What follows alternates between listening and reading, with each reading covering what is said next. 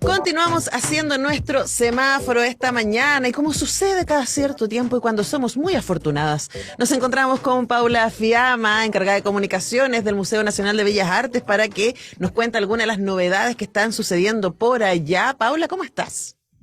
Hola, muy bien, gracias. Muy contenta con muchas actividades y muchas exposiciones también. Qué bonito, ¿ah? Te miraba, Paula, y me acordaba de tantos meses que pasamos hablando de cosas virtuales que estaban haciendo Eh, desde el Museo sí, Nacional de Bellas Artes. Y ahora ya, podemos decir, todo el mundo es bienvenido, vengan, porque hay muchas cosas muy interesantes sí. para ver y hacer en el Bellas Artes. Quería partir con una muestra que me parece tremendamente interesante, que tengo que ir a ver de todas maneras, que se llama Materia Humana, y en donde se seleccionaron más de 80 piezas de diversas épocas pertenecientes a las colecciones del Museo Nacional de Bellas Artes y también del Museo Histórico Nacional. Y ese dato ya inmediatamente nos alerta respecto a la lógica que tiene esta exposición. Contemos respecto a esa alianza. Ya, esta es una exposición que se realizó a partir de la curatoría de Paulo Norato, que es curadora del Museo Nacional de Bellas Artes, y de Jimena Gallardo, que es curadora también del Museo Histórico Nacional. La muestra aborda cómo la corporalidad humana ha sido vista a través de las artes visuales y la cultura material. Y aquí es donde se engarza, en el fondo, con la colección del Museo Histórico Nacional. Eh, Tenemos 80 piezas en total. Hay pinturas, esculturas, dibujos, grabados, que dialogan con algunas piezas del Museo Histórico Nacional, como por ejemplo un corsé que nos habla un poco de cómo se ceñía el cuerpo hace algunos siglos, fines del siglo XIX, si no me equivoco, zapatos, otros incluso otros objetos que pueden ser herramientas médicas u también incluso objetos de mortificación que Ujú. tenían que ver con cómo se relacionaba el cuerpo en el ámbito religioso. Claro, es muy interesante ver que la lógica entonces de este diálogo entre el Museo Histórico Nacional y el Museo Nacional de Bellas Artes tiene que ver con también explicitar ahí la representación y la materialidad. O sea, este era el mundo que se pintaba, que se dibujaba, y estos son los objetos que eran propios de ese mundo, ¿no? Y por lo tanto ahí aparece un diálogo que nos permite mirar el cuerpo desde otros lugares, y además estaba leyendo acá que hay tres ejes de esta muestra que me parecen muy seductores, los tres, ¿no? Sí. Uno que es cuerpos en plenitud, que son configurados por la energía, la belleza, la salud y el erotismo, entonces cuerpos gozosos, ¿cierto?, que aparecen en algunas de estas imágenes. Por otro lado están los cuerpos corregidos y transgredidos, y ahí, por ejemplo, aparece con mucha potencia la imagen del corsé y de los zapatos, ¿no?, cuyos límites naturales han sido traspasados por acción de la mutilación, la flagelación, la tortura y las intervenciones tanto médicas como estéticas. Y por último, los cuerpos trascendidos, que se viven como soporte de lo sagrado o de la sublimación de la condición humana. Paula, háblanos de esta triada, ¿no?, de acercamientos a la materia humana, finalmente. Bueno, esto tiene que ver con un proyecto editorial del museo que tiene que ver con revisar nuestras colecciones desde un punto de vista crítico y comprender qué es lo que hay detrás, cuál es la mirada, eh, cuál es la forma de percibir el mundo, de relacionarnos entre nosotros y nos lleva a preguntas muy profundas que tienen que ver con la corporalidad humana y por lo tanto tiene que ver un poco con cómo somos, cómo nos vemos, cómo nos orientaron o cómo nos dijeron que teníamos que ser a partir de la relación con el cuerpo. Entonces, lleva también a reflexiones que son muy diversas y que lo importante es que el público comprenda que es una visión crítica. Y en el fondo, el museo está invitando a la reflexión y no solamente a disfrutar, que también tenemos muy claro que es una parte muy importante de la visita al museo. De hecho, hay obras que evidentemente son para disfrutar, para mirar, para apreciar, eh, para que el público pueda contemplar. pero siempre está detrás de nuestra intención esta invitación a la reflexión. Sí, además que eso que señalas, ¿no? Del ejercicio que está haciendo el museo de mirar críticamente su propia colección, es una invitación, es un ejercicio que es tremendamente contingente en estos momentos en la museística, cuando estamos ahí intencionados por la cultura de la cancelación. A mí me ha tocado, y seguramente ustedes ahí como equipo han tenido que tener esta conversación muchas veces. A mí me ha tocado muchas veces como profesora de historia del cine, por ejemplo. Bueno, ¿qué hacemos con estos autores? ¿Seguimos hablando de estos autores? O básicamente los borramos, ¿no? Que ha sido la postura de alguna gente, básicamente los que sostienen la cultura de la cancelación. Y yo aquí estoy con el museo, con la idea de, no, pues sí, hemos sido esto, ¿cierto? Esto es lo que hemos producido, esto es lo como sociedad en algún momento nos pareció que era lo correcto, estos eran nuestros valores. Y en el cuerpo, es muy interesante pensarlo así, en el cuerpo es donde se traduzco, sería, ¿no? Se tradujo ¿Traduce? esta mirada respecto a lo social y a lo humano. O sea, el cuerpo hay que controlarlo, el cuerpo hay que medirlo, el cuerpo hay que contenerlo, ¿cierto? El cuerpo hay que castigarlo. Y pensar que hemos sido eso, también yo creo que puede darnos, Paula, y ahí como aparece como el resultado de la mirada crítica, ¿no? Una riqueza respecto a cómo habitamos el cuerpo hoy día. No sé cómo ha sido para ustedes esa conversación entre el equipo del Bellas Artes.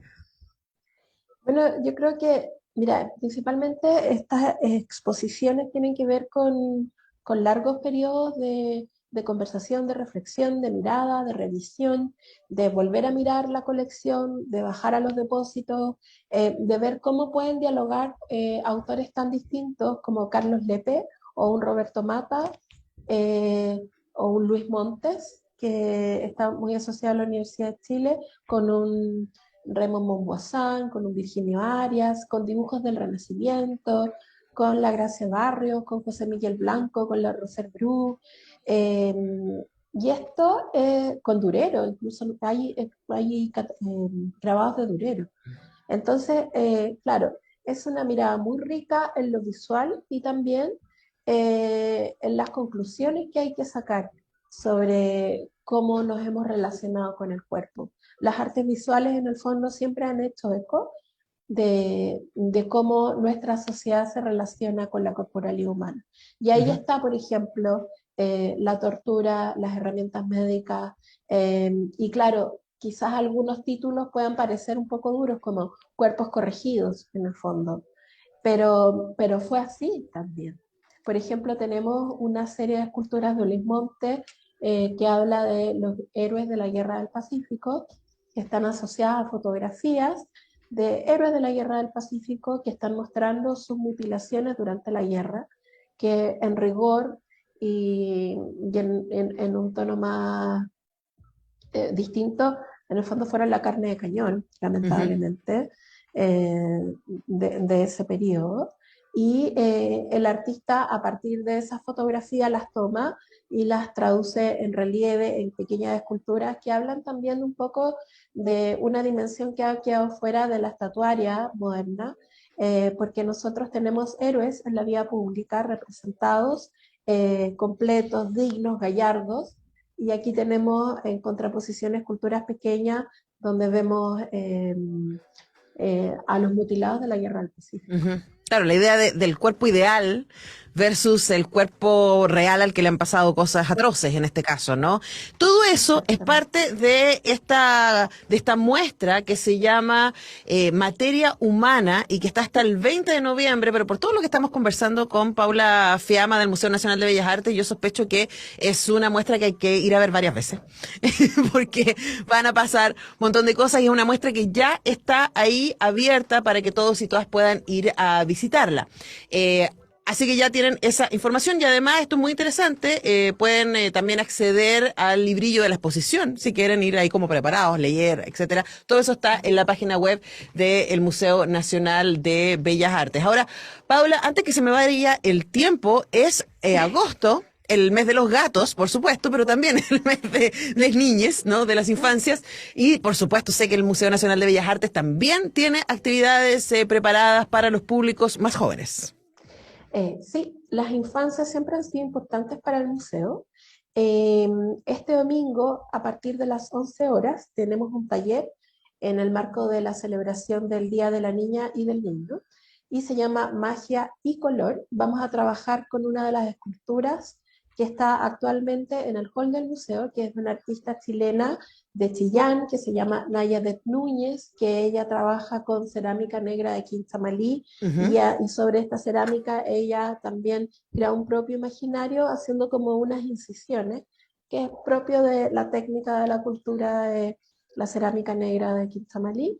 Y aquí el taller se va a enfocar en el esgrafiado, que es básicamente pintar con lápices de cera, cubrir con tinta china o algún tipo de betún, rasgar y hacer algún tipo de dibujo creativo más mágico. Por eso que le pusimos magia y color a partir de los 5 años, sin inscripción hasta completar aforo.